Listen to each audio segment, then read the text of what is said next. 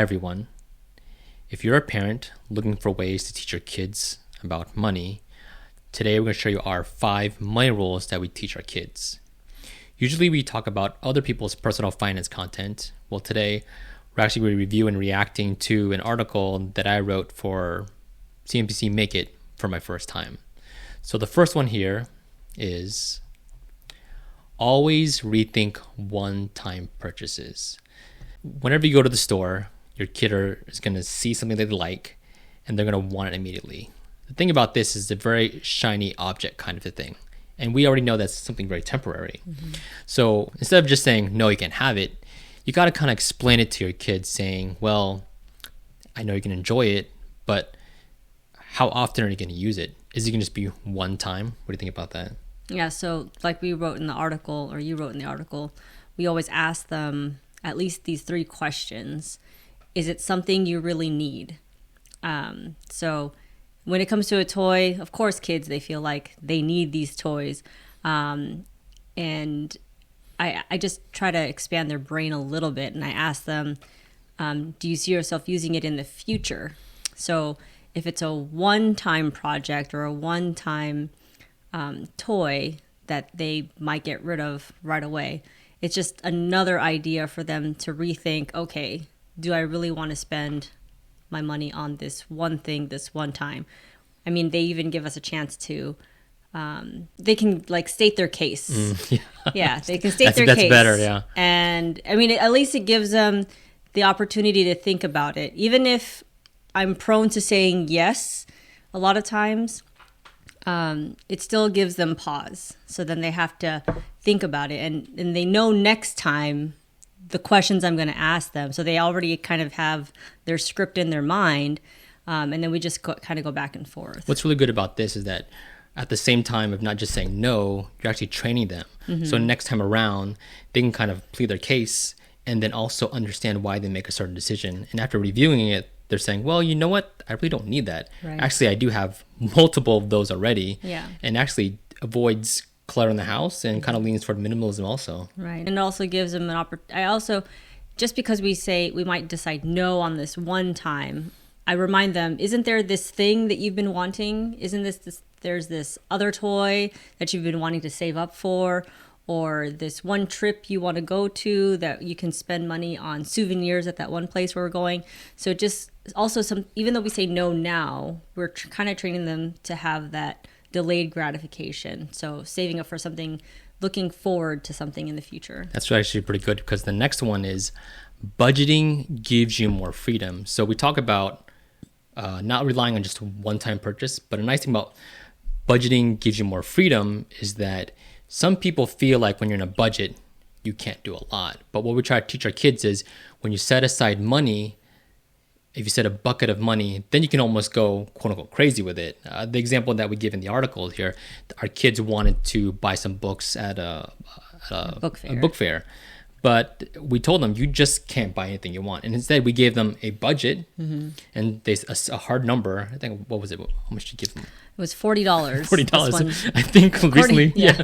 I can't believe we did $40. But yeah, that was early on. And then I realized, they have book fairs more than once a year. Yeah. So let's bring that down to $25. So I think what we did was we said, all right, you have a $40 budget.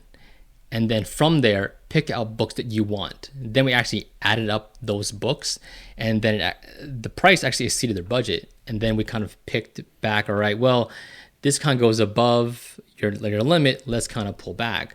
And after we're doing that a couple of times now, we've done like multiple book fairs. One, we've actually taken advantage more of the library instead of buying books. But at that time, just to showing them how to budget, we taught them, hey, here's your limit. Does that fit within the budget that we have given you? And I think they've done a pretty good job about it. Yeah, and I like the exercise. They know it's coming. They know that I'm not going to say, no, you're not going to get anything at the book fair.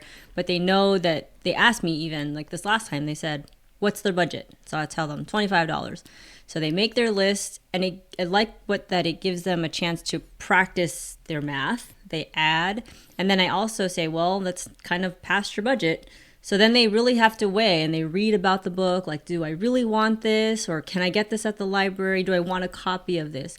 And so it makes them think. And I think that's the basis of what we're trying to teach with our kids is not just do things on the fly. Correct, yeah. So next one, number 3, don't let social media influence your spending. So our kids are pretty young, but we don't give them phones right now. We try to limit them. But there's an old saying that the Joneses are home, or always comparing yourself with the Joneses. Nowadays, the Joneses are everywhere because of social media. So when you're on social media, you feel tempted to say, hey, if that person can get that thing, why can't I?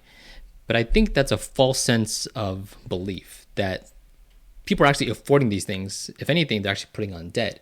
But there's that psychological feeling that I can, or rather that's the norm and I'm not fitting with the norm. For our kids, we kind of shield them from that because social media sometimes is almost not like reality, right? Mm-hmm. Instead, we try to keep them more grounded and follow the same principle we did earlier. Don't invest too much in one-time purchases, and let's have ourselves a budget, because if there's something that we want, then let's set aside for it. So number 4, know where money comes in and where it goes out. So it kind of goes back to the idea of that money doesn't grow on trees. Yes, we can afford stuff, and it's because we budget for that. But where does that money come from? And sometimes when you don't teach your kids where the money comes from, they think it's, oh, it's easy. Why can't I buy that one? Mm-hmm. Oh, you did it last time. Mm-hmm. But they don't really see the hard work that comes into it. So number 5, start saving early and don't expect to get rich overnight. And so one of the stories that I share with the kids is about the tortoise and the hare, where the tortoise is very slow, but the hare is very fast. What we try to remind our kids is that when you're building something, it doesn't happen immediately. This all comes on everything. Money doesn't grow on trees. You shouldn't buy things immediately. Let's think about these things.